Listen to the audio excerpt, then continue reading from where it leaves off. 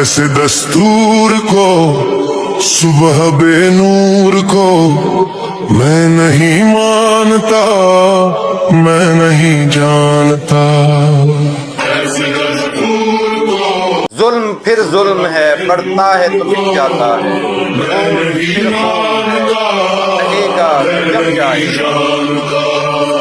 दोस्तों, बहावलपुर का नौजवान इरफान बलोच कराची अपने आंखों में ख्वाब सजाए रोजगार के, रिश्तेदारों को मिलने के, लेकिन वो हत्थे चढ़ गया कराची पुलिस के, सिंध पुलिस के, और उसके बाद उस पर तशद्दुद के बाद उस नौजवान की मौत हवालात में वाक़ हो जाना एक इंतहाई शर्मनाक और इंतहाई तकलीफ दे ये अम्र है कि हमारे कानून नाफिज करने वाले इदारे इस कदर सफ़ाक, इस कदर वहशी हो चुके हैं कि किसी भी नौजवान को पकड़ें, किसी भी आदमी को पकड़ें और उनको मौत के घाट उतार दें।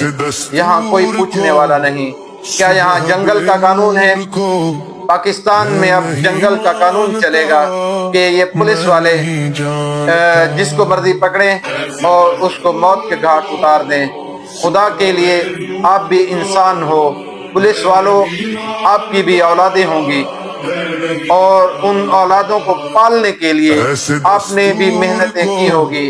एक नौजवान जो 17-18 साल की उम्र तक पहुंचता है, उनके वालिदैन से पूछें कि पीछे उनकी कितनी मेहनत है, कितनी मुशक्कत है उनकी, कि कितने कठिन मौसमों में मेहनत करके, कितनी मुश्किलात उठा के उन्होंने अपने औलाद को पाला, जवान किया, फिर रोजगार के सिलसिले के लिए बाहर निकलना पड़ा तो आगे इंसान नुमा जानवर मिले जिन्होंने न देखा न सोचा और उस बेचारे नौजवान को मौत के घाट उतार दिया। हम पुरजोर अपील करते हैं सिंध हुकूमत से कि सिंध हुकूमत उन मुजरमान को पकड़े और उन पुलिस वालों को पकड़े और उनको करार वाकई सजा दे।